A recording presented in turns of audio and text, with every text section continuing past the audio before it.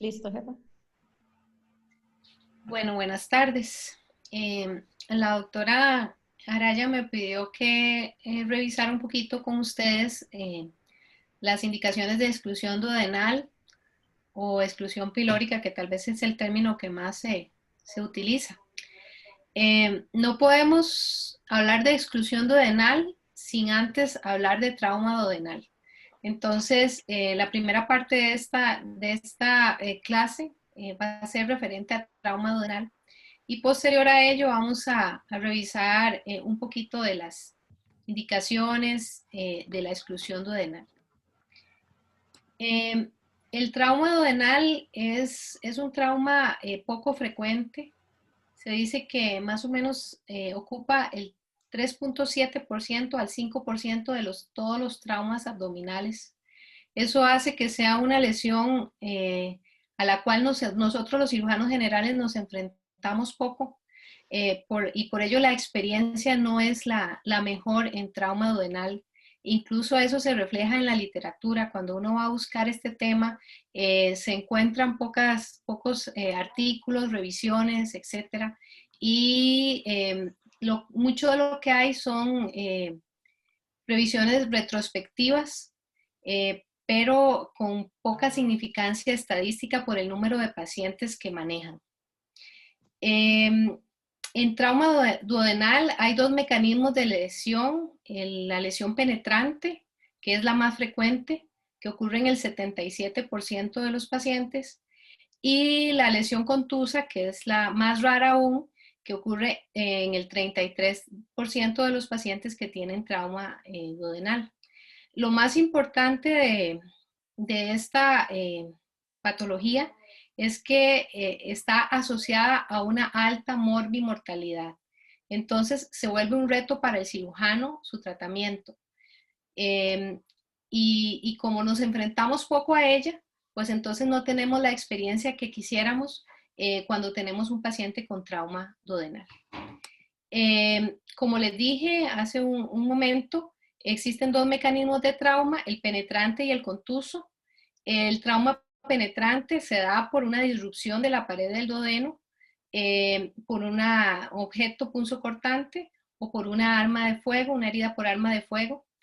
Y el trauma contuso tal vez es el que conlleva aún más eh, dificultad en el momento del diagnóstico y que tenemos que sospecharlo por el mecanismo de trauma que se asocia a la lesión duodenal por trauma contuso. Podemos decir que los mecanismos de trauma contuso son tres. Una es la fuerza directa. Ustedes saben, y aquí lo podemos reflejar en el dibujito que tenemos acá en la gráfica, el duodeno y el páncreas reposan sobre la columna vertebral. Son órganos retroperitoneales. El duodeno en la mayoría de sus porciones, solo la primera porción es intraperitoneal. Y esto hace que cualquier fuerza directa sobre la pared abdominal eh, provoque una fuerza que va a empujar a ambos órganos en contra de la columna vertebral, que produce lesiones graves tanto en el páncreas como en el duodeno.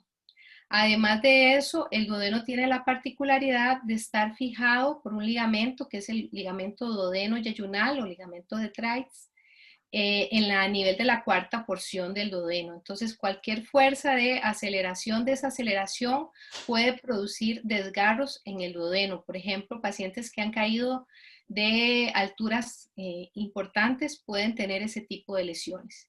Y hay un tercer mecanismo, que es el mecanismo de estallido, que se menciona que se produce cuando hay un cierre del píloro y simultáneo con un cierre a nivel del ángulo de Treitz, lo cual hace que el duodeno, por decirlo así, pueda estallar sobre sí mismo por un aumento de la presión y producir lesiones graves a este nivel.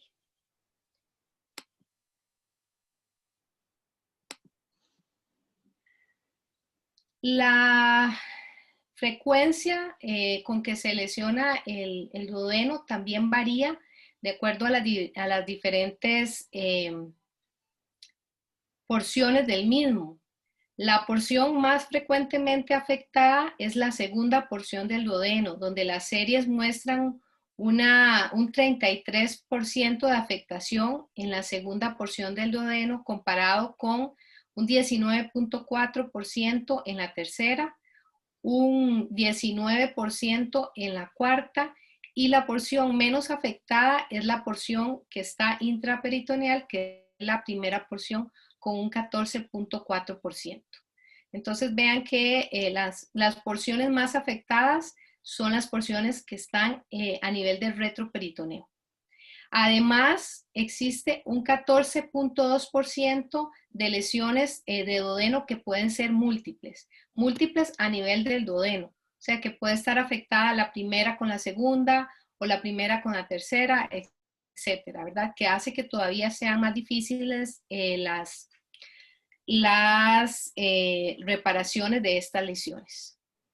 Otra de las características del duodeno es que, como ustedes saben, tiene íntima relación con muchos otros órganos, como es el colon, el intestino delgado, el hígado, los grandes vasos que vemos acá, y eso hace que las lesiones duodenales generalmente no estén solas, sino que en el 90% de los pacientes pueden estar acompañadas por lesiones de otros órganos o lesiones múltiples.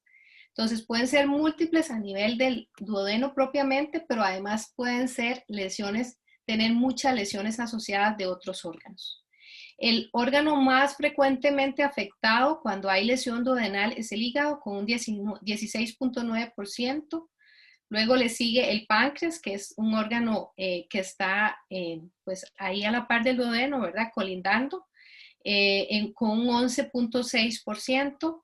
El intestino delgado con un 11.5%, el colon con un 11.3% y los grandes vasos, que como les decía, se ven muy bien aquí en este diagrama, donde están en íntimo contacto con el duodeno y tenemos lesiones en un 9.8%, vea que son porcentajes importantes de que cuando hay lesión duodenal hay lesión de gran vaso. Y el gran vaso más afectado en la lesión duodenal es la vena cava. Igualmente, hay lesión asociada a grandes vasos arteriales en un 6.6% de los pacientes, y el gran vaso mayormente afectado es la arteria aorta. Entonces, muchos pacientes con lesión duodenal se presentan con sangrados exsanguinantes, que es la primera causa, como vamos a ver más adelante, la causa temprana de muerte en estos pacientes. Entonces, es muy importante para poder hacer el diagnóstico y el tratamiento oportuno de estos pacientes, tener la sospecha clínica de que el paciente pueda tener una lesión duodenal. Si no tenemos la sospecha clínica, no lo vamos a diagnosticar. Entonces, fundamental, y por eso es que siempre les insistimos en que hay que preguntarle al paciente cuál es el mecanismo de trauma, hay que preguntarle al cruzrojista que nos lleva a los pacientes a sala de shock qué fue lo que le pasó al paciente, porque eso nos va a dar claves para pensar en posibles diagnósticos y en sospechar en pacientes con trauma duodenal. Por ejemplo, es muy característico el muchacho que iba en bicicleta y tuvo un choque del manubrio de la bicicleta sobre su pared abdominal anterior, específicamente a nivel de epigastrio. Entonces, y llega con un dolor abdominal inespecífico que a veces a la exploración física no da mayores hallazgos. No es un abdomen defendido, no es un abdomen peritonítico, pero que ese paciente podría tener una lesión duodenal, que si no la diagnosticamos, si no la sospechamos, no la diagnosticamos, y si no la diagnosticamos, no la vamos a tratar y el pronóstico del paciente va a empeorar. Entonces, siempre sospecharlo basado en la historia clínica y en el tipo de trauma que el paciente tiene. Podemos buscar signos como por ejemplo este que les puse acá, que es el signo del cinturón de seguridad, que puede hacernos pensar en una lesión por trauma directo de la pared abdominal o a veces por aceleración, desaceleración. El del manubrio de la bicicleta, que también es muy característico, es otro signo que nos hace pensar, o el volante, que lo vemos poco porque ahora generalmente todos usamos el cinturón de seguridad. Pero entonces hay que pensar en ellos para poderlos, hay que pensar en el trauma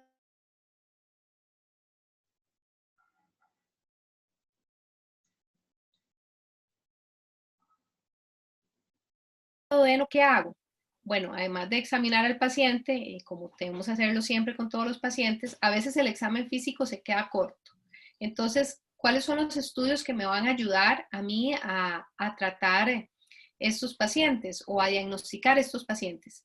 Desgraciadamente, los exámenes de laboratorio no nos van a aportar mayor cosa. Hay algún porcentaje de pacientes que elevan con trauma de duodeno que elevan amilasa. Sin embargo, ese es un diagnóstico que no es eh, exclusivo para duodeno, ¿verdad? Puede ser páncreas, acuérdense que hay lesiones asociadas, entonces como que no nos ayuda mucho. Entonces, los estudios radiológicos, específicamente el TAC y algunos estudios con medio de contraste son los que nos van a dar en la mayoría de los pacientes los signos radiológicos de la lesión duodenal. ¿Y cuáles son esos signos? Bueno, el más importante es el que está acá en esta fotografía de este TAC, donde se ve que el paciente tiene una importante cantidad de aire a nivel de retroperitoneo. Vean ustedes cómo los riñones se ven prácticamente dibujados por el aire alrededor de ellos, ¿verdad? En esto pues no hay ninguna duda de que hay una perforación hacia el retroperitoneo y que el paciente tiene un trauma probablemente duodenal. Sin embargo, a veces el TAC tampoco nos da lo que queremos y seguimos sospechando que el paciente puede tener lesión duodenal. Entonces podemos recurrir a otros estudios como este que está acá, que es un trago con medio hidrosoluble inicialmente, en donde podemos demostrar, como se ve acá, fuga del medio de contraste. Si seguimos sospechando que el paciente pueda tener lesión duodenal y el trago con medio hidrosoluble no nos sirvió, pues entonces podemos recurrir inclusive a trago con bario, si es necesario. La sospecha siempre es lo más importante, ¿verdad? Existen otros hallazgos en el TAC que no son específicos, como el líquido libre intraabdominal, que es muy frecuente en el 73% de los casos, pero que como sabemos lo podemos ver en otras lesiones y que probablemente también esté en relación con lesiones asociadas que pueda tener el paciente. El hematoma duodenal es muy específico y ahora lo vamos a ver en otra fotografía que tengo más adelante. Es muy específico de trauma duodenal y pues también nos ayuda en el diagnóstico. El aire libre retroperitoneal, que ya les dije que es patognomónico, y el aire libre intraperitoneal, que es frecuente en otras patologías. También podemos ver aerobilia, borramiento del psoas, fracturas de apófisis, etc. Pero los más importantes entonces son el aire retroperitoneal y la fuga demostrada de medio de contraste. Que la podemos ver tanto en el TAC como en estudios complementarios cuando el TAC no nos da la información que requerimos. Hay una cosa muy importante en esto y es que a pesar de que el TAC es el mejor método y los estudios contrastados, todavía ese TAC nos puede dar falsos negativos. O sea, el paciente podría tener una lesión de duodeno con un TAC que no demuestre ninguna de estos signos que estamos hablando. Entonces, ¿qué hacemos nosotros con los pacientes que seguimos sospechando que tienen una lesión duodenal y ya agotamos todas las posibilidades radiológicas para el diagnóstico? Bueno, en ese caso no nos queda más que someter al paciente a una cirugía. Y vean qué importante que es la sospecha clínica, ¿verdad? Porque eso nos puede hacer tomar la decisión de operar al paciente. Y en esto cabe recalcar que la laparoscopía no es de utilidad, ¿verdad? Como ustedes saben, el duodeno, por su posición, es difícil poder darle una a poder explorarlo adecuadamente por laparoscopía. Entonces preferimos de una vez realizar la laparotomía. Entonces, una vez que ya yo decidí hacer una laparotomía a un paciente, ya sea porque demostré la lesión en una radiografía, en un TAC o en con un estudio con medio contraste, o porque tengo la sospecha clínica, pues entonces ya yo decido y voy a empezar a manejar el paciente para llevarlo a sala de operaciones. ¿Cuáles son lo inicial? Bueno, las maniobras básicas de reanimación del ATLS, que no vamos a hablar de ellas aquí porque nos llevaría mucho tiempo y se sale mucho de lo que estamos. La cobertura antibiótica que siempre se le debe dar al paciente de amplio espectro, y nos vamos a centrar básicamente en lo que vamos a hacer en sala de operaciones. Y en esto es sencillo porque podemos seguir la memotecnia de lo que hacemos en la cirugía de control de daño. Lo primero, el control de la hemorragia. Lo segundo, el control de las fugas o de la contaminación. Y el tercer punto, si estamos sospechando en una lesión de duodeno, pues es enfocarnos a una exploración del duodeno en las 4 porciones. Y para eso generalmente tenemos que recurrir a las maniobras de Kocher o de Cattell, en donde levantamos totalmente el duodeno y a veces hasta el colon para poder revisar exhaustivamente el duodeno en la cara anterior y posterior en las 4 porciones. Y con eso podernos asegurar si tiene o no tiene una lesión. ¿Okay? ¿Qué nos puede hacer sospechar una lesión de duodeno? Dentro de la cirugía misma. Bueno, la presencia de crépitos a nivel del retroperitoneo, la presencia de un hematoma retroperitoneal o perirenal, la presencia de tejidos manchados por bilis, que a veces es lo único que vemos, ¿verdad? Los que ya tenemos un poquito de experiencia en esto, a veces lo único que vemos es como una ligera tinción de los tejidos y decimos, ahí hay algo, y empezamos a buscar y pues encontramos la perforación. Entonces la exploración debe ser exhaustiva, debe ser cuidadosa, y debemos lograr revisar por completo el duodeno para poder estar tranquilos de que el paciente, si tiene la lesión, pues la encontramos, y si no la tiene, pues de que estamos seguros de que no hay lesión duodenal. Una vez que nosotros identificamos la lesión, entonces viene lo que seguiría es clasificar la lesión. Y esto es importante porque depende del grado de lesión que el paciente tenga, así va a ser el manejo que le vamos a dar a dicha lesión. Y aquí, pues aquí le puse la escala de clasificación de las lesiones duodenales según la Asociación de Cirujanos de Trauma, en donde, como ustedes ven, hay 5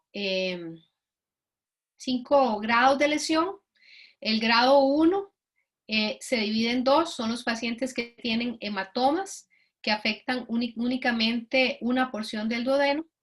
El grado 1 también, pero que tiene laceración, se habla de una laceración parcial sin perforación, o sea, no hay ruptura de toda la pared del duodeno. El grado 2, el hematoma puede afectar a más de una porción duodenal. El grado 2 también, la laceración, la disrupción es menor al 50% de la circunferencia duodenal, y eso es importante para saber cuál reparación vamos a realizar. El grado 3 siempre es una laceración, pero ahí ya es una laceración que va del 50 al 75% de la circunferencia de la segunda porción duodenal, o del 50 al 100% de la circunferencia de la primera, tercera y cuarta porciones duodenales. Entonces vean que ya a partir del grado 3 las lesiones se clasifican como complejas y son lesiones que son mucho más difíciles de reparar.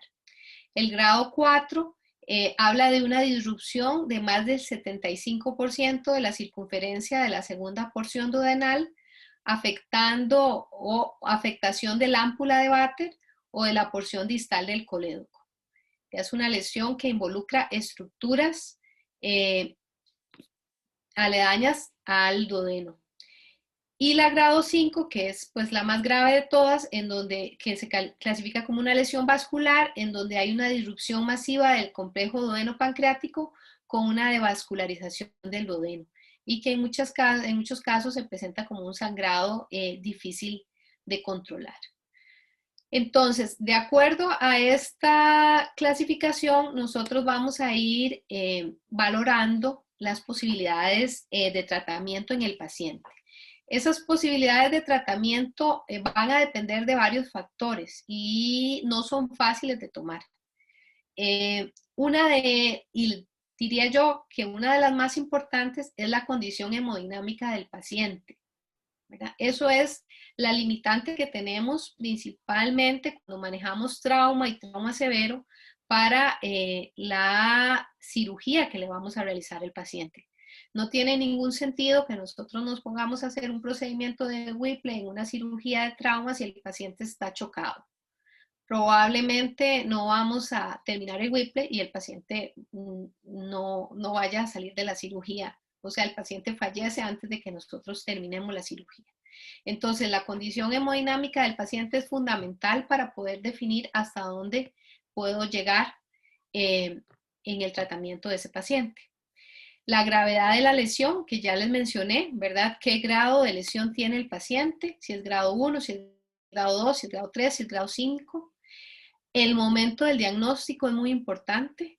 Si es un diagnóstico temprano o si es un diagnóstico tardío, y se habla de un diagnóstico tardío más de 24 horas. Ya el pronóstico del paciente, la morbilidad aumenta muchísimo si el diagnóstico se retrasó 24 horas.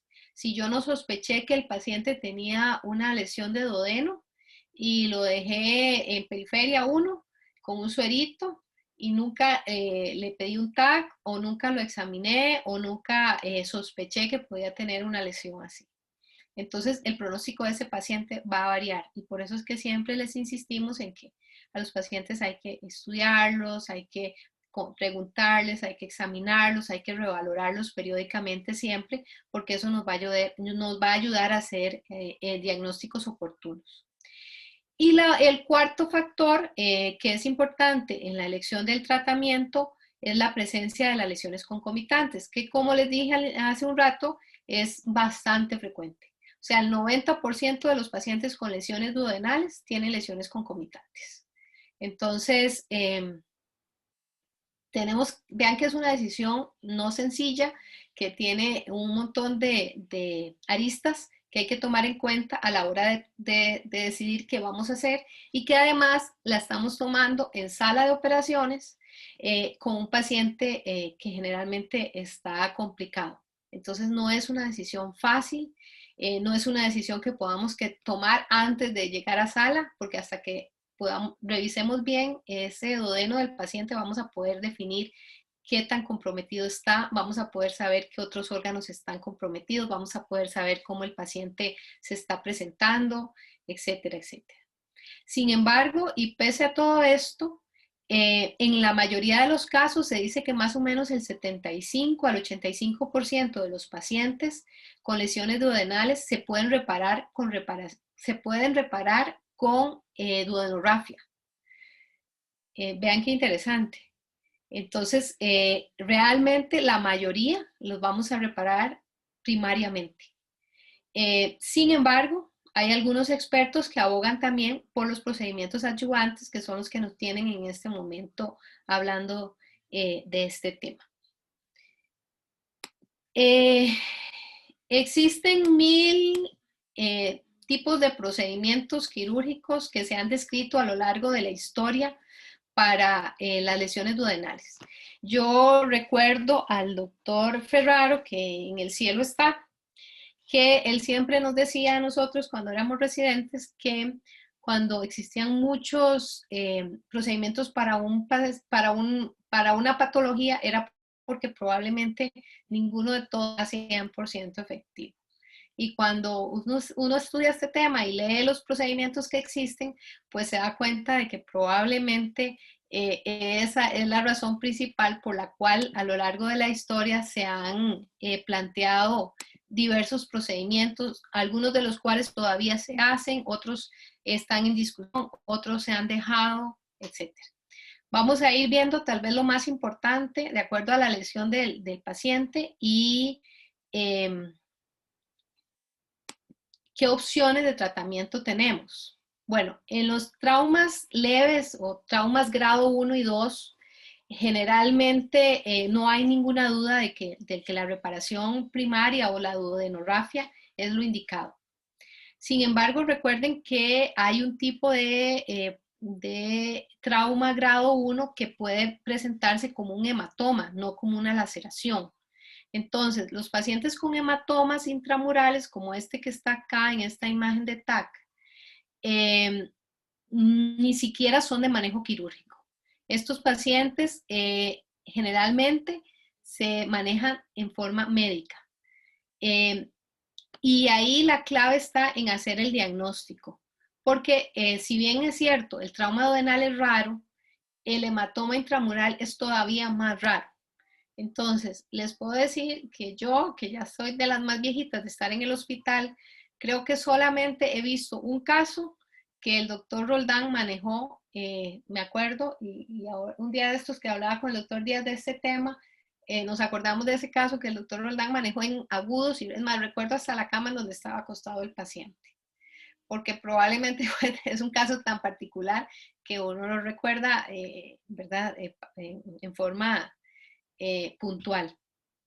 Entonces, el hematoma intramural es raro y clínicamente el paciente se va a presentar como una obstrucción. Eso es lo interesante. El paciente lo que llega y consulta es porque ha estado vomitando. Se podría podría ser como la clínica de un síndrome pilórico. El paciente llega y dice, es que lo que como lo vomito. Y vomito comida que me comí hace 2 días. Y eso es porque simplemente este hematoma no permite el vaciamiento gástrico. Entonces, igualmente, si de entrada uno solo escucha esa parte del paciente y no hace una buena historia, pues probablemente va a pensar que el paciente tenga un síndrome pilórico por alguna enfermedad o maligna o benigna, dependiendo de la edad del paciente, etc. Sin embargo, si ya ustedes se ponen a hilar más fino y buscan al paciente una historia de trauma que puede ser de varios días posteriores o anteriores, mejor dicho, entonces ya ustedes pueden empezar a pensar en un diagnóstico que es bien raro, pero que ahí está y que ocurre, ¿verdad? Y donde su presentación es tardía. Eso es como lo típico. No es que el paciente tuvo el trauma hoy y hoy llegó vomitando. Pues puede vomitar, pero por otras razones, pero no generalmente por el hematoma. Esto generalmente es de presentación tardía. El tratamiento es con sonda nasogástrica y soporte nutricional para dejar que este hematoma se reabsorba. Normalmente se le da una semana de tiempo para ver la evolución y si en una semana el paciente ha mostrado mejoría, pues la mayoría de las veces se sigue manejando médicamente con respuesta adecuada. Si el paciente a la primera semana no logra mejorar en absoluto, entonces ya ahí se piensa más bien en llevar a sala para el drenaje del hematoma y poder acelerar el proceso de recuperación del paciente. Luego, lo que son las laceraciones, que son laceraciones menores al 50% de la pared de la circunferencia del duodeno, dijimos que eran las laceraciones grado 1, generalmente se van a reparar con rafias primarias o duodenorrafias, como esta que está acá. Y lo más importante de esto es recordar que cuando la laceración es longitudinal como esta, debemos de repararla transversalmente para evitar las estrecheces a nivel del duodeno, que es una de las complicaciones tardías que tienen los pacientes que son sometidos a cirugías de rafia duodenal. Esta reparación primaria en algunas ocasiones se acompaña de drenajes externos para vigilar la reparación o incluso antes se utilizaban, y por ahí va, ahora más adelante van a ver una fotografía de un paciente que le hacen una duodenorrafia y ponen una sonda de gastrostomía, una sonda de yeyunostomía para drenaje, una sonda de yeyunostomía para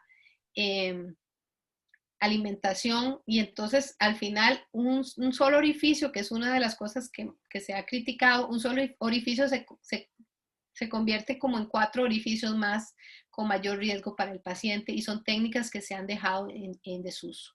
En la actualidad, lo más que hacemos nosotros cuando dejamos una rafia primaria, cuando hacemos una rafia primaria, dejar un drenaje para vigilancia de la rafia por el riesgo de fuga que pueda tener el paciente. Okay.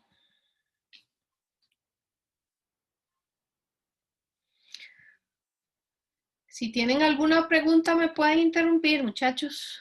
Los oigo muy callados a todos. Las lesiones de grado 3 ya son lesiones complejas. Son lesiones en donde en ocasiones necesitamos hacer cirugías mayores. No significa esto que siempre tengamos que hacer cirugías mayores. Hay cirujanos que hacen rafia primaria en este tipo de lesiones y hasta en lesiones más complejas, ¿verdad? Entonces, eso es variable y depende de tantos factores que es muy difícil, no hay nada como 100% establecido, pero se dice que en lesiones complejas grado 3, en donde hay un 50 o un 75% de compromiso de la circunferencia de la segunda porción del duodeno, o una disrupción de más del 50 al 100% de las otras porciones del duodeno, de la 1, 2, de la 1, 3 y 4, ya a veces hacer una anastomosis ahí, una rafia a ese nivel tiene mucho riesgo de que haya una obstrucción secundaria. Y entonces es ahí donde se prefiere hacer una duodeno-yeyuno anastomosis en YEDER-RU para tratar de resolver el problema sin el riesgo de estenosis.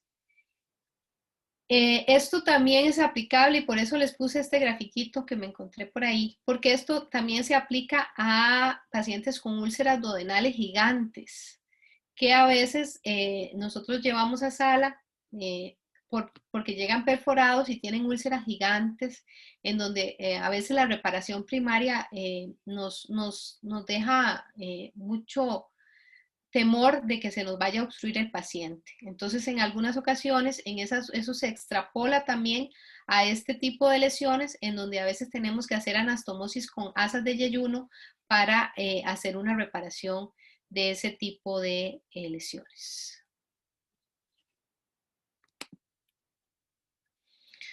Ok, las lesiones grado 5, grado 4 y grado 5 es en las que se valoran más las técnicas de exclusión, y también se valoran las técnicas de exclusión en los pacientes con retraso en el diagnóstico.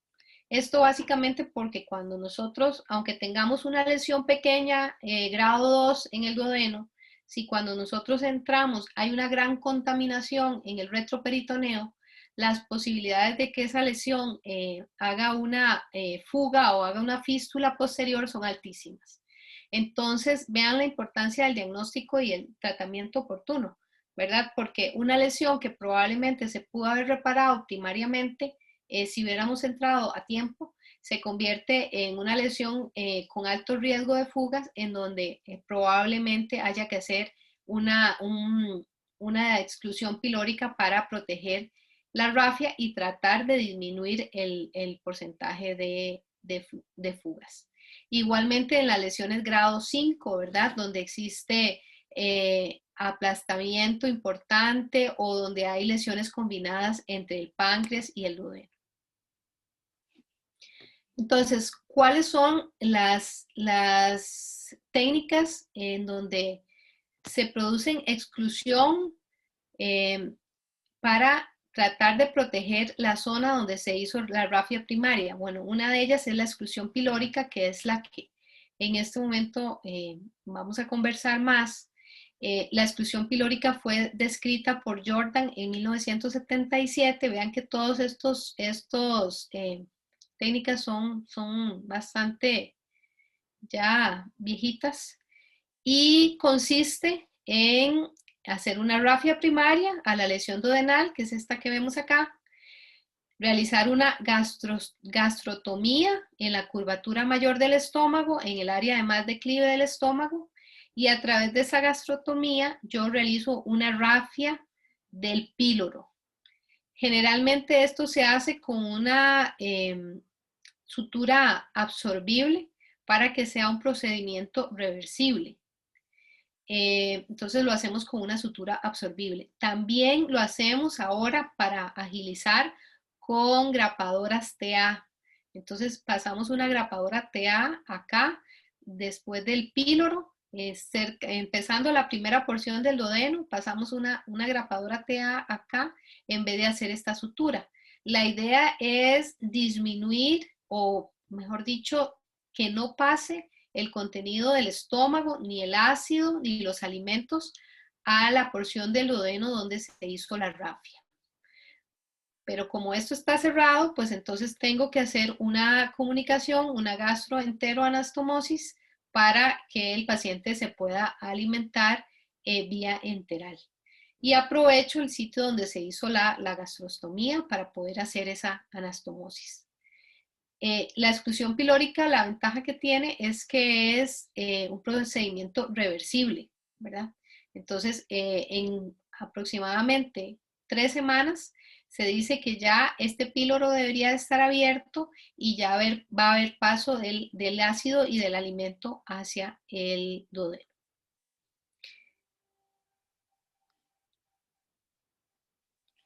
¿Cuáles son las indicaciones para hacer exclusión pilórica? Bueno, ya las hemos mencionado. Retraso en el diagnóstico, vean qué importante el diagnóstico temprano. Gran defecto en la pared duodenal, en las lesiones grado 4.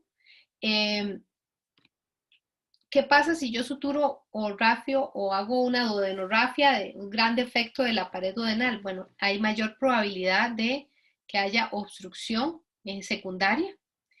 Y los pacientes que tienen lesiones pancreáticas asociadas o lesiones grado 5. En resumen, todos aquellos pacientes que tienen elevada probabilidad de dehiscencia de la sutura. Y es para esto que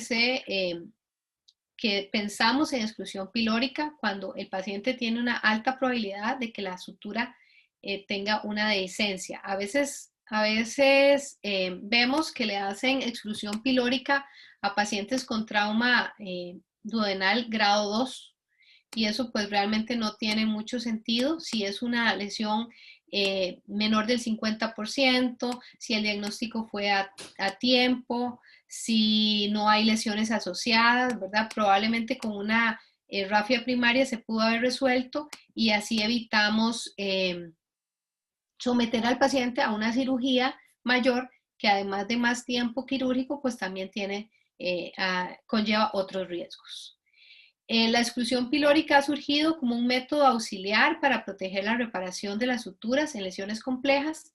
Sin embargo, la efectividad del procedimiento es discutible. O sea, en esto tampoco es que todo está dicho, sino que, como lo vamos a ver ahora en unas revisiones que vamos a hacer, se cuestiona la efectividad de la exclusión pilórica. Entonces, tampoco podemos asegurar que todos estos pacientes hay que hacerles exclusión pilórica. Es algo que todavía, o que no existe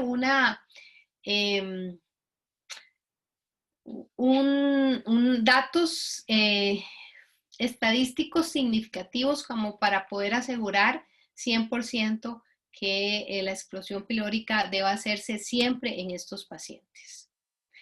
Existe otra técnica que es un poquito más antigua, se describió en el 68 por Bernet y colaboradores, que es la diverticulización duodenal. Esta técnica se habla de lesiones grado 4 y grado 5, en donde se realiza. Sin embargo, ha quedado mucho en desuso después de la exclusión pilórica, porque como lo vamos a ver más adelante, son muy similares en cuanto a los beneficios, y pues esta es muchísimo más grande, es una cirugía muchísimo más grande. Vean ustedes que hay que hacer una antrectomía con una gastroyeyuno anastomosis, Además, hay sección de los nervios vagos, una vaguectomía troncular. Además de la rafia, se coloca una sonda de duodenostomía y además por ahí se describe que se coloca una sonda en T en el colédoco. Realmente la diverticulización duodenal fue dejada de lado al surgir la exclusión pilórica, aunque hay personas que la siguen utilizando en algunos centros, pero definitivamente es una técnica muchísimo más laboriosa, que implica un mayor tiempo quirúrgico para el paciente y que además es una técnica que es permanente. En esto no hay reversión, ¿verdad? Ya usted le hizo la vaguectomía, ya le hizo la antrectomía al paciente y va a quedar con vaguectomía y antrectomía para el resto de su vida. Entonces vean ustedes que si nosotros comparamos estas dos técnicas, la diverticulización, pues como les decía, es una técnica muchísimo más laboriosa, en donde hay que hacer resección, es una técnica permanente, mientras que la diverticulización es una técnica más rápida, es reversible, y la única desventaja que tiene con respecto a la diverticulización es que se habla de que presentan un porcentaje importante de úlceras a nivel de la boca de la anastomosis. Sin embargo, pues ahora con los inhibidores de bomba, pues esto se puede manejar y probablemente nosotros preferimos muchísimo sobre la diverticulización duodenal a la exclusión pilórica. Ya para irnos al procedimiento más complejo de todos, el procedimiento de Whipple o la pancreatoduodenectomía, que fue descrita en 1935 por Whipple, pero realmente la primera persona que la describió fue un cirujano italiano, Carboni, en 1800 y algo. Y fue Whipple quien después hizo unas modificaciones del procedimiento y a él se le atribuyó el mismo, pero realmente ya estaba descrito desde mucho antes. El procedimiento de Whipple realmente se hace o tiene unas indicaciones muy precisas. La primera de ellas es la lesión masiva e irreparable del conducto principal proximal pancreático. Las lesiones combinadas de algunos de los siguientes órganos no susceptibles a corrección, como el duodeno, la cabeza del páncreas y el conducto colédoco, y o el sangrado incontrolable de la cabeza del páncreas, de las estructuras vasculares adyacentes o de ambas. Entonces vean que son pacientes con lesiones muy graves, son pacientes que están muy delicados, muy críticos, y donde pensamos en hacer esta cirugía básicamente porque no vemos otra opción. Pero es un procedimiento que se deja en última instancia. Y acordémonos de que si el paciente está inestable, muy probablemente lo que está indicado hacer es la cirugía de control de daños, más que un procedimiento tan grande como un procedimiento de Whipple, por lo menos en el primer momento o en la primera cirugía. Entonces, la cirugía de control de daños con control de la hemorragia, o tratar de controlar la hemorragia si es posible, controlar la contaminación, ligadura de los conductos biliar y pancreático, para una reconstrucción en un segundo tiempo en un paciente en mejores condiciones. El principio de la cirugía de control de daños y lo que les hablaba hace un rato. De nada sirve durar 5 horas en una cirugía o 6 horas en una cirugía si el paciente expira 2 minutos después en recuperación, si no es que lo hizo antes en sala de operaciones. Existen otros procedimientos que les puse aquí a manera de casi de historia, como ese que les mencionaba antes, ¿verdad? Donde le hacían la rafia primaria, le ponían sondas al paciente y terminaba el estómago con una gastrostomía, el yeyuno con una yeyunostomía, que colocaban una sonda retrógrada para descompresión del duodeno y una sonda anterógrada para alimentación, drenajes externos, que esto prácticamente ya no se usa.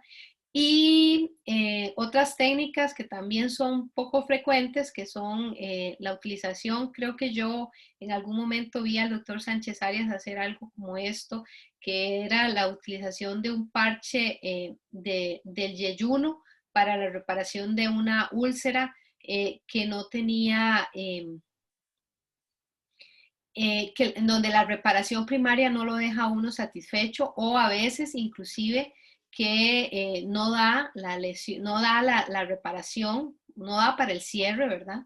Pero en este caso es muchísimo mejor hacer lo que hablábamos de la anastomosis duodeno-yeyunal, pero terminal, y en esta reparación, que hacer un parche como este, que prácticamente ya casi no se usan. Se dejan para condiciones extremas, casos extremos muy raros. Ok, entonces, para terminar un poquito con trauma duodenal y antes de hablar de exclusión pilórica propiamente, vemos que la morbilidad del trauma duodenal es alta, se habla de un 27.1% de morbilidad. Y esa es una de las importancias, de lo importante de esto, ¿verdad? Es un trauma poco frecuente, pero que hay que tratar de diagnosticarlo y tratarlo de la mejor manera posible para disminuir su mortalidad. Las complicaciones que tenemos son las fístulas, que ya hemos hablado de ellas. Se presentan fístulas en 6 al 11% de los pacientes. Y generalmente esas fístulas, como ya todos nosotros sabemos, se presentan en el posoperatorio 5, ¿verdad? Generalmente, fístulas que se presentan no tan tempranamente. Hay una cosa interesante en esto de las fístulas, y es que se ha demostrado que los pacientes que desarrollan fístulas y que tienen alguna exclusión, ya sea una exclusión duodenal o pilórica o una diverticulización duodenal, van a tener mayor probabilidad del cierre de la fístula con manejo médico. Mientras que si no la tienen, si tienen solo la reparación primaria, probablemente la fístula no va a cerrar fácilmente. Entonces vean que esto es algo importante de tomar en cuenta y que es una de las cosas que favorece la exclusión en estos pacientes, ¿verdad? La exclusión pilórica en pacientes en donde sospechemos que pueden desarrollar fístulas duodenales. Y se dice que más o menos en 3 semanas, con nutrición parenteral y soporte octreótido, etcétera, generalmente la fístula va a estar cerrada. Otra de las complicaciones es la obstrucción, que ya les he hablado también, en el 5 al 8% de los pacientes.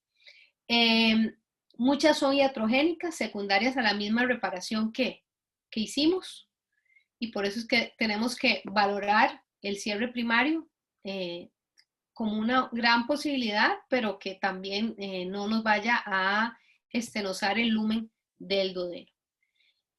Los abscesos intraabdominales en un 10.9 a 18.4% de los casos, las pancreatitis recurrentes en un 2.5 a un 14.9% y las fístulas biliares en 1.3% de los pacientes.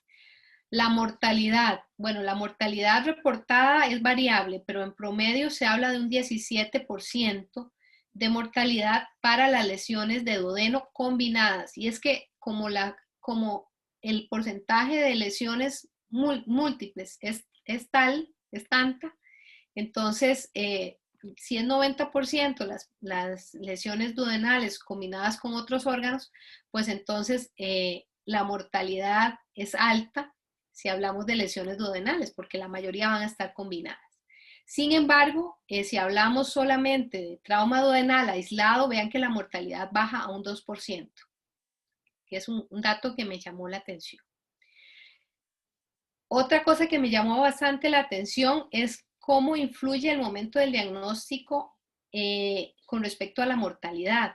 Si el paciente se le diagnosticó la lesión duodenal 24 horas después del trauma, la mortalidad se eleva a un 40%. Entonces, nuevamente, la importancia del diagnóstico oportuno. Las causas de la muerte, la causa temprana, que ya lo hablamos también, es la exsanguinación por lesión de grandes vasos asociados, o por lesión de vasos adyacentes al complejo duodeno-pancreático.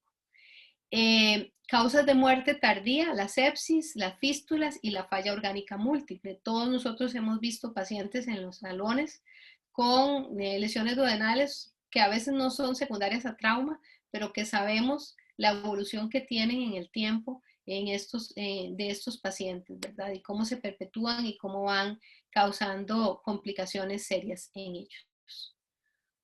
Ok, entonces para ir aterrizando un poquito y hablar de lo que me pidió Sheila que hablar, vamos a hablar un poquito de la exclusión pilórica. Si la exclusión pilórica tiene lugar en lesiones graves, en lesiones duodenales graves. Se revisaron 3 artículos, desgraciadamente, como lo dice ahí en la diapositiva, al ser los traumas duodenales poco frecuentes, esto impide que haya un consenso amplio respecto al procedimiento quirúrgico más apropiado en las lesiones duodenales graves. Entonces, nosotros quisiéramos tener mayor número, quisiéramos tener estudios mayores, pero cuesta encontrar los mismos en la literatura. El primer estudio es una revisión retrospectiva de 10 años. El cuestionamiento que se hace en ellos es si la exclusión pilórica mejora el resultado clínico de los pacientes que tienen lesiones duodenales penetrantes a pesar de un tiempo quirúrgico más prolongado y una mayor morbilidad. O sea, acuérdense que no vamos a durar lo mismo haciendo la reparación primaria que haciendo la exclusión pilórica, pese a que la exclusión pilórica es mucho más sencilla que la diverticulización si la comparamos, ¿verdad? Vean que el número de pacientes es poco, y la mayoría de los estudios es así. Se habla de 54 pacientes, son 10 años retrospectivos, y lo que tienen son 54 pacientes. Entonces, realmente son números que nos dejan con un sinsabor, pero al ser lesiones tan infrecuentes, la mayoría de los estudios son de esa índole. La clasificación se hizo según la escala de la Asociación Americana de Cirugía y Trauma, y de esos 53 pacientes, entraron al estudio solo 29 pacientes, que fueron aquellos que tuvieron un trauma grado 2 o mayor, porque se excluyeron los pacientes con trauma grado 1. De esos 29 pacientes, a 15 se les realizó reparación primaria y a 14 se les realizó exclusión pilórica. Ahora vamos a ver, vean qué interesante. La reparación primaria, ellos se la hicieron a 6 pacientes con lesiones grado 2, a 8 pacientes con lesiones grado 3 y a 3 pacientes con lesiones combinadas pancreático-duodenales. O sea que no están dejando la reparación primaria solo para las lesiones leves, grado 1 y 2, sino que se la están haciendo incluso a pacientes con lesiones pancreático-duodenales. Y es que eso va a depender mucho del criterio del cirujano en el momento del procedimiento quirúrgico. A todas las lesiones grado 4 sí les hicieron exclusión pilórica, y interesantemente ningún paciente de este estudio, de los 29 pacientes, tanto los que se les hizo reparación primaria como los que se les hizo exclusión pilórica, ninguno desarrolló fístula, ninguno. Sí se encontró que 70% de los pacientes a los cuales se les hizo exclusión pilórica desarrollaron síndrome del distrés respiratorio del adulto, insuficiencia renal aguda, abscesos y sepsis, contra un 33% de los que le hicieron reparación primaria. Otra cosa que se encontró fue que la estancia hospitalaria aumentó en forma considerable, de 24.3 días a los que le hicieron exclusión pilórica versus 13.5 días a los que le hicieron reparación primaria. Entonces, los resultados de este primer estudio, dice, la reparación primaria es segura en las lesiones penetrantes graves, porque ellos se la hicieron a los pacientes con lesiones graves y no tuvieron fístula. Y está potencialmente relacionada con tasas de complicación más bajas y una estancia hospitalaria más corta en comparación con la exclusión pilórica. ¿Cuáles son las limitaciones del estudio? Bueno, que es un estudio retrospectivo sin seguimiento a largo plazo, que el tamaño pequeño de la muestra, la tendencia a realizar exclusión pilórica en lesiones más graves con mayores tasas de complicación, que eso es una de las cosas que yo me cuestionaba a la hora de que estaba leyendo el artículo, porque realmente es lógico pensar que los pacientes con lesiones más graves, que son a los que a la mayoría les vamos a hacer exclusión pilórica, van a tener mayor riesgo de hacer complicaciones. Entonces, eso se cuestiona inclusive dentro de las limitaciones del estudio. A manera de conclusión, ellos anotan que los resultados demostraron que la exclusión pilórica no mejoró el resultado. Entonces, nos deja un signo de pregunta este estudio, que por los números pues tampoco es, tiene significancia estadística. El segundo estudio es un estudio que se titula Seguridad en la reparación de las lesiones duodenales graves. Y la razón fundamental del mismo es que no hay una evidencia grado 1 para recomendar enfáticamente un procedimiento quirúrgico más apropiado en las lesiones duodenales graves. Esto es un problema que todavía existe. Además de que se ha cuestionado la seguridad de la reparación primaria. Entonces vean que hay discrepancias, ambigüedades en estos estudios. El cuestionamiento del estudio lo formulan de la siguiente manera. ¿Es la reparación primaria de lesiones duodenales graves una opción segura? Y pese a que es un número también bajo de pacientes, es un poquito más alto que el estudio primero. Es un análisis también retrospectivo de 193 pacientes con lesiones duodenales, en donde se incluyen 50 pacientes, todos con lesiones duodenales graves, o sea, todos con lesiones mayores de grado 3. Lo dividen en dos grupos. A 34 de estos pacientes les hacen reparación primaria. Ven que ellos igualmente usan reparación primaria independientemente del grado de la lesión. Y a 16 les hacen exclusión pilórica. Los resultados, bueno, dice la reparación primaria se realizó mayormente en pacientes con lesiones en la primera y segunda porción del duodeno. 18 pacientes con reparación primaria y 25 con exclusión pilórica, desarrollaron fugas duodenales. Vean qué interesante, porque desarrollaron más fugas duodenales los que tenían exclusión pilórica. Sin embargo, generalmente son pacientes con lesiones más complejas, con mayor riesgo. Y todas estas fugas duodenales se manejaron, la mayoría, con manejo médico, con drenaje, que ya sea por los drenos que se colocaron durante la cirugía o drenajes guiados por TAC o por ultrasonido. Y solamente 2 pacientes requirieron reintervención quirúrgica. De todos los pacientes del estudio, solo un paciente, y de los que se les hizo exclusión pilórica, solo un paciente desarrolló úlcera marginal de la anastomosis. Y no hubo casos de obstrucción en el sitio de la duodenografia. O sea que a pesar de que repararon lesiones complejas con reparación primaria, no tuvieron obstrucción. Muy interesante.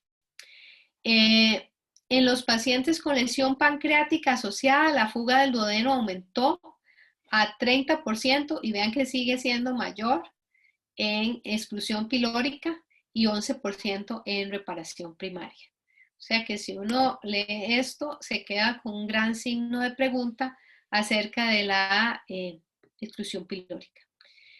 Las fortalezas de este segundo estudio, bueno, que el 20% de las complicaciones relacionadas con las reparaciones concuerda con otros informes de la literatura, que la tasa de fuga fue paralela a la gravedad de la lesión, en donde 12% tuvieron fuga de los grados 3 versus un 43% de los grados 4 y 5, que no hubo correlación con la técnica utilizada, ¿verdad? Se relaciona más la fuga con el grado de la lesión que con la técnica que usaron.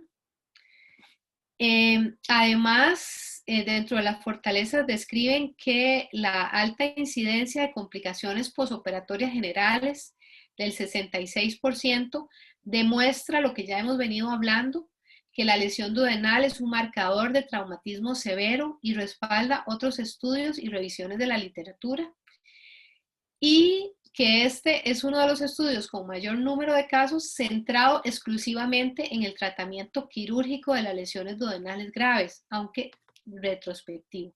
Y vean que no es un número que uno quisiera, ¿verdad? Y el problema es que, como les digo, al ser tan infrecuente, los estudios son pocos y con números de casos bajos. Existen estudios retrospectivos con números mucho mayores, pero para describir los porcentajes de los traumas. Qué porcentaje es de primer grado, qué porcentaje es penetrante, pero para la reparación propiamente no hay mucho en la literatura. Limitaciones del estudio, tamaño pequeño de la muestra, que es retrospectivo unicéntrico, que hubo una preferencia de reparación primaria en el centro donde se realizó y que la exclusión pilórica se utilizó con mayor frecuencia en tratar lesiones graves, lo cual se va a asociar a una mayor tasa de complicaciones. Entonces, en resumen, este segundo estudio se comparó la reparación primaria de 34 casos con 16 de exclusión pilórica en caso de lesiones contusas y penetrantes mayores de grado 2. Y se concluyó también que la exclusión pilórica no era necesaria en todos los casos. Entonces, seguimos cuestionando la exclusión pilórica. El tercer estudio es más que nada una revisión bibliográfica, en donde ellos lo que hacen es revisar los desafíos de la lesión duodenal grado 3. Se habla de que el tratamiento de las lesiones duodenales son un gran desafío para nosotros los cirujanos, como ya lo hablamos desde el inicio, ¿verdad?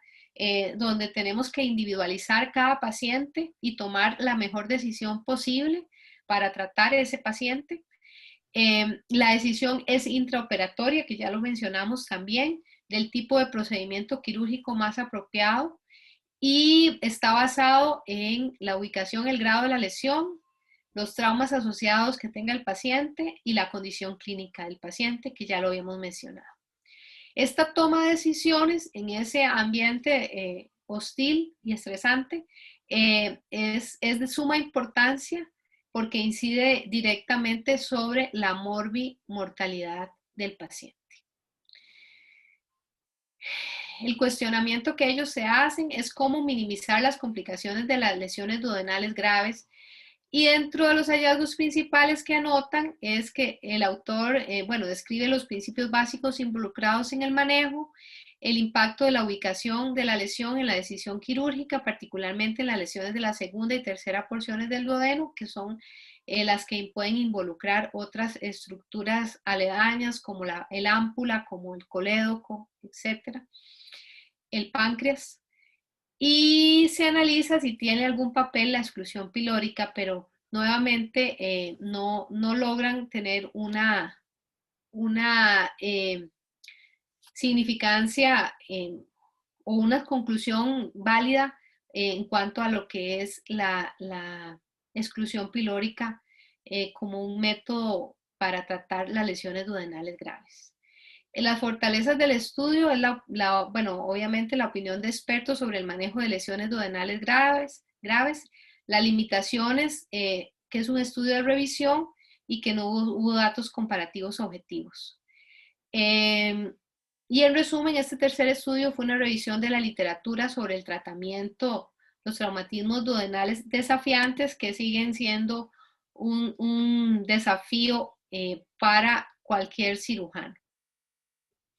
A manera de conclusiones, entonces, de trauma duodenal podemos decir que es un trauma poco frecuente, que la mayoría de los casos son por trauma penetrante, de tal manera que el trauma contuso es aún más raro, que tiene una importancia, que tiene una alta tasa de mortalidad. Entonces eso se vuelve todo un reto para nosotros los cirujanos porque lo vemos poco y cuando nos enfrentamos a él, pues sabemos que es un paciente que tiene un potencial de complicaciones elevado. Tenemos experiencia limitada. Es muy importante el alto índice de sospecha, ¿verdad? Como lo mencionamos, para poderlo diagnosticar hay que sospecharlo. Es muy importante el mecanismo de trauma en estos pacientes para poder sospecharlo y poderlo diagnosticar. El examen físico seriado es importante en vista de que a veces al inicio el abdomen no va a decir mayor cosa al ser lesiones retroperitoneales. Los exámenes de laboratorio no dan gran información. Dentro de los estudios de imágenes, el TAC y los estudios con medio de contraste son los más importantes. Y cuando la sospecha clínica persiste, a pesar de que los estudios son negativos, que dijimos que podían estar negativos en 27% de los casos, si no me equivoco, la laparotomía es lo que estaría indicada en el paciente. En esa laparotomía vamos a evaluar la extensión de la lesión y la relación con otras estructuras, así como la condición clínica del paciente. La mayoría de las lesiones se tratan con reparación primaria, como ya lo vimos, y la elección del tratamiento debe de individualizarse en cada paciente. La exclusión pilórica se reserva para lesiones complejas, pero también sabemos que hay lesiones complejas que se pueden reparar primariamente e inclusive tener éxito. Entonces, en exclusión pilórica, para hablar un poquito de las conclusiones, decimos que existe controversia en la necesidad de utilizar la exclusión pilórica, pero que no existe evidencia científica de alta calidad para abandonarla en las lesiones duodenales graves. Entonces, es un arma que tenemos ahí y que podemos utilizar cuando consideremos que va a ser para beneficio del paciente. A pesar de la escogencia y la aplicación de tratamiento adecuado, existe incidencia de complicaciones, fístulas, ¿verdad? En ambos tipos de reparaciones.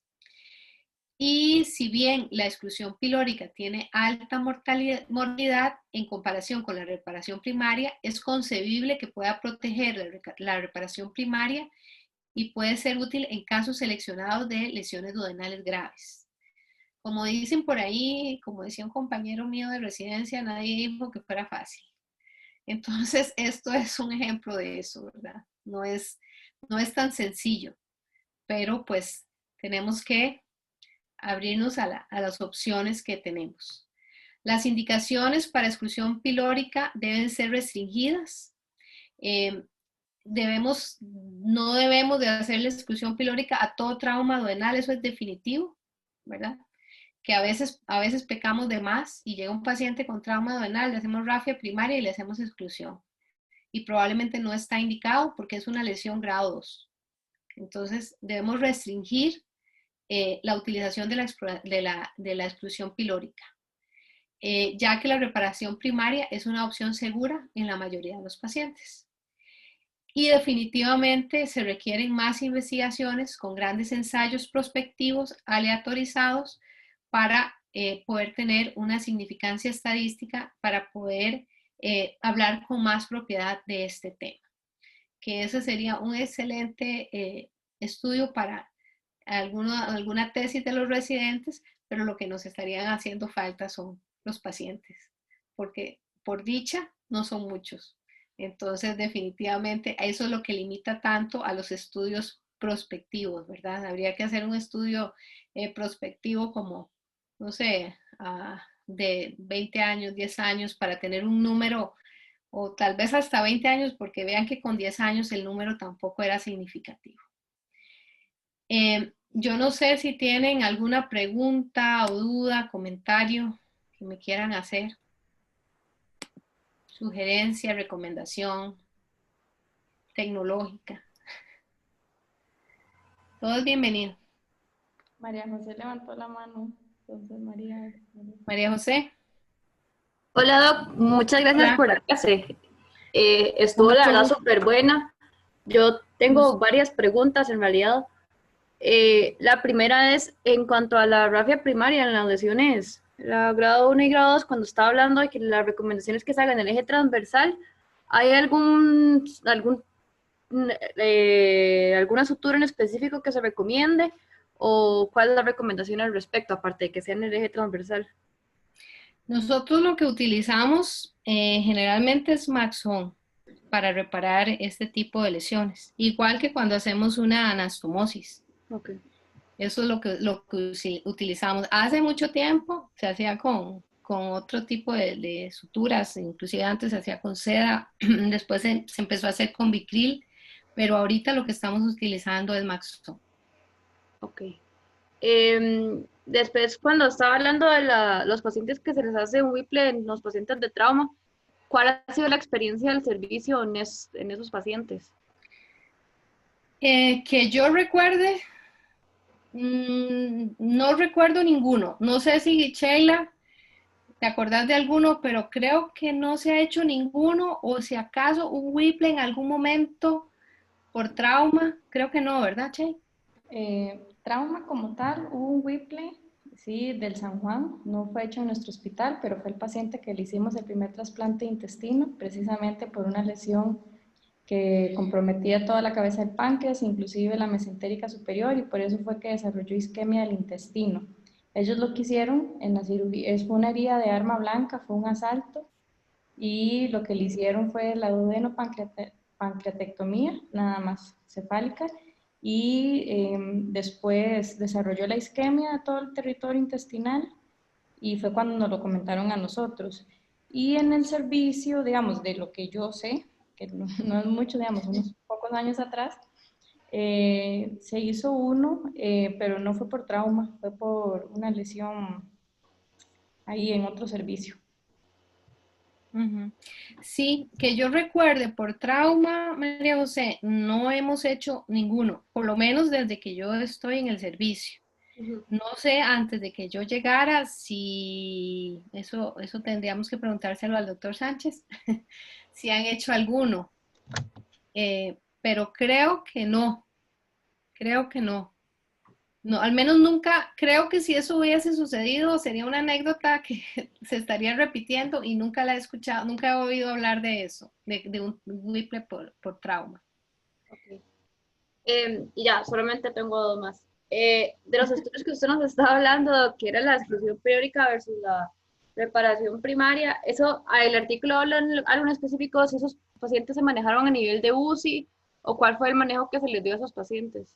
No, no menciona nada. Es que en el artículo hacen una revisión de los tres, es un artículo que hace una revisión de estos tres artículos, entonces no menciona nada, no menciona mucho detalle, no menciona nada de manejo en UCI ni nada por el estilo. Ok, y de esos mismos pacientes, ¿cuánto tiempo se les dejó nado oral o se utilizó que empezaran lo antes posible la nutrición? Tampoco lo menciona. Okay. No, él simplemente lo que hace es ver los resultados y comentarlos, pero no menciona el manejo de los pacientes ni nada por el estilo. Sí. Nosotros igual si mantenemos lo antes posible iniciarles la nutrición enteral, igual en estos casos, ¿verdad? Correcto. Sí, inclusive en algunas ocasiones la colocación de la sonda nasoyeyunal funciona, ¿verdad? A través de la gastroentero cuando se hace la extrusión pilórica. O yo particularmente cuando he tenido lesiones, que no han sido muchas tampoco, lo que hago es que paso la sonda nasoyeyunal antes de hacer la reparación primaria para que Ajá. no se me, ¿verdad? Para no manipular la reparación, sino que paso la sonda nasoyeyunal y luego hago la reparación primaria para Okay. tratar de alimentar enteramente al paciente sin que tenga que pasar por el sitio donde está la reparación primaria. Ok, gracias, Doc. Con mucho gusto. ¿Alguien más? Yo le quería agradecer, Doc, por la clase y que me pareció muy buena y muy completa, y más que cuando hay una lesión de duodeno muchas veces viene acompañada de lesiones mucho más aparatosas que pueden hacerlo a uno como tal vez como atarantarse y tal vez ser un poquito más agresivo de lo que se podría hacer y evitar una RAP y hacer una extrusión pilórica, que creo y que es muy importante siempre pensar en beneficio del paciente y no, a veces no ser tan agresivo para darle ese chance, ¿verdad? Ese beneficio de la salud del paciente también, más cuando son jóvenes. Sí, es que nosotros los cirujanos generales le tenemos mucho respeto a dos órganos, ¿verdad? El páncreas y el duodeno. Sí. Entonces, a veces pecamos de más por el respeto que le tenemos, por el temor, por no decirlo, por decirlo bonito, le digo respeto. Entonces, pues sí, a veces estamos exagerando más bien y tenemos lesiones que podemos reparar primariamente. Y creo que con el tiempo en cirugía esto ha sido la norma, ¿verdad? Nosotros venimos cada vez siendo un poco más, menos agresivos, más conservadores con los procedimientos y eso hemos visto beneficios, ¿verdad? En los pacientes. Fabi, qué gusto verte. Ay, no la se me prendió la cámara. ¿A que no te veíamos desde hace días? Ay, sí, un montón, me hacen falta. ¿Estás en Cartago? Sí, en CEPRES, no sé si se logra ver. Sí, claro. Haciendo una CEPRES. Qué bueno. ¿Cómo te va ya? Súper bien, por dicha. Muy, muy contenta, he aprendido mucho, gracias a Dios. Qué dicha. Pero sí, ya hace falta volver. No se acostumbre, Fabi. Igualmente. Vente para acá. Acostumbrado. Pronto. Che, yo no sé vos si tenés algo que agregar, vos, ustedes que son tan expertas en el área. Bueno, Doc, yo quería agradecerle mucho por el tiempo que yo sé que... Fabiola, no pongas pan, quita ese micrófono. Perdón, pues. Quería agradecerle por el tiempo. Yo sé que, y bueno, y todos sabemos que su labor es ardua y que sacar este espacio para una clase y para los residentes es, digamos, es muy valioso. Inclusive lo digo así muy de manera personal en el sentido de que yo nunca recibí una clase suya y ahorita estaba atenta aquí a aprender de todo. Entonces, muchas gracias. Entonces, no, quería agradecerle por ese tiempo y dedicación y que como usted misma dijo, que a pesar de que tal vez, no, digamos, no se deja vencer por la tecnología, ahí lo logramos, ¿verdad? Y con respecto al tema, justamente como es un hallazgo, digamos, no tan usual, pero sí muy mortal, ¿verdad? Si uno no lo piensa y lo sospecha, entonces es muy importante porque hemos tenido pacientes, por ejemplo, que trasladados de otros centros, que a veces hay de las dos cosas. Tal vez no se hizo una cirugía más agresiva al principio o más bien se hizo una cirugía muy agresiva desde el inicio y esa primera decisión es, como usted bien lo mencionó, es la más importante. Creo que, digamos, como que no hay duda de las lesiones grado 1, grado 2, ¿verdad?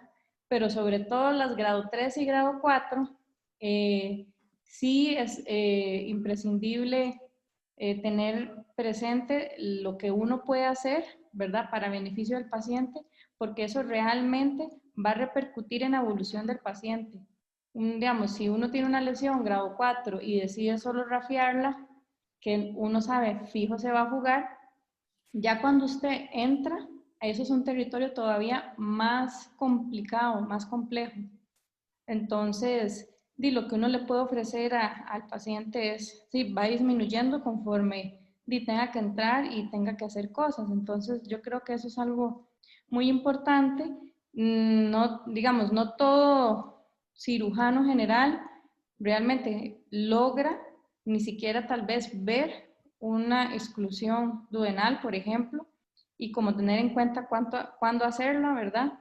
Yo en la residencia, si acaso así, bueno, vi 2 y sé de compañeros que nunca han visto una. Entonces, es importante tener en cuenta el recurso de cuándo hacerlo y, como usted bien dijo, no abusar del recurso también, pero tampoco,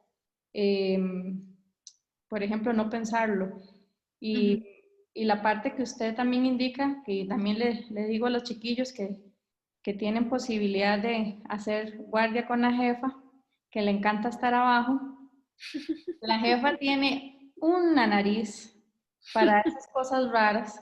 Entonces, cada vez que tengan que examinar a algún paciente con la jefa, vayan y se le pegan, porque uno aprende demasiado de la parte clínica. El doctor Díaz era muy parecido en ese sentido y tienen una sospecha clínica increíble. Entonces, si tienen la oportunidad y cada vez que la tengan, bajen con la jefa, no la llamen para todo, nada más los casos que deben, pero sí es muy importante eso de la sospecha clínica y todo, y esas preguntas que se hace en la historia clínica y que uno y tal vez en el momento no se distrae y no hace la pregunta, pero cuando ya usted lo huele y la experiencia lo hace, realmente lo logra diagnosticar y eso puede significar para el paciente que le vaya bien o que inclusive le vaya mal, ¿verdad? Entonces, creo que es muy importante eso y no, muchas gracias, jefa, por todo el tiempo.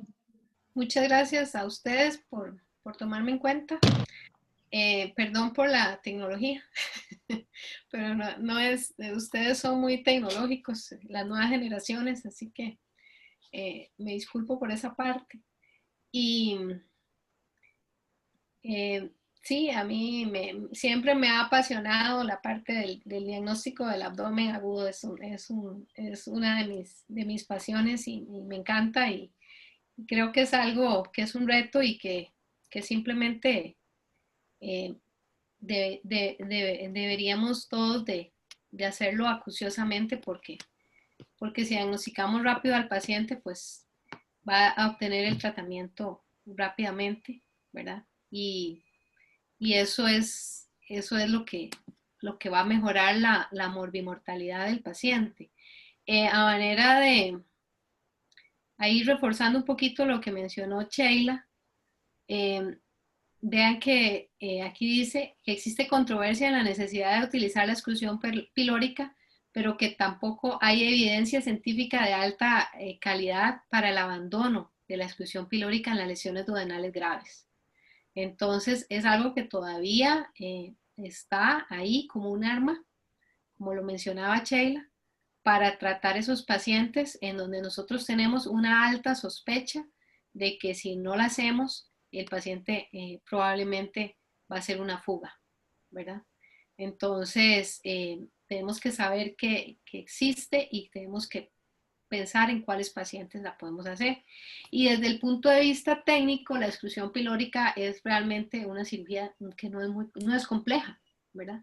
A veces el término y cuando uno es residente se le confunde el término de exclusión con diverticulización y no sabe cuál es cuál y como es poco común, pues entonces no está familiarizado, pero realmente si uno ve la técnica, la exclusión pilórica es una cirugía relativamente sencilla que puede cambiar la historia del paciente, ¿verdad?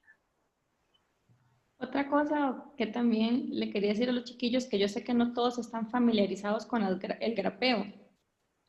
Y nada más reforzar, porque alguna vez sí hubo una duda de que si se usaba la TA o la GIA. La GIA recordemos que corta, ¿ok? La TA solo grapa. Entonces se usa la TA, ¿verdad? Que es como una T. Yo sé que algunos ya la han visto. Y lo único que pueden es hacer las grapitas, o sea, poner las grapitas. Pero si usan la GIA, ustedes están dividiendo. Sí, sí, entonces nada más tener en cuenta eso, que si uno nunca lo ha visto y de repente está en un lugar allá lejano y le viene un trauma grado 4 y decide hacer la exclusión pilórica, que mejor lo hace manual. Lo hace suturado si tiene duda de cuál grapadora utilizar, ¿verdad? Sí, porque es Pero es un... la TEA, correcto. La TEA.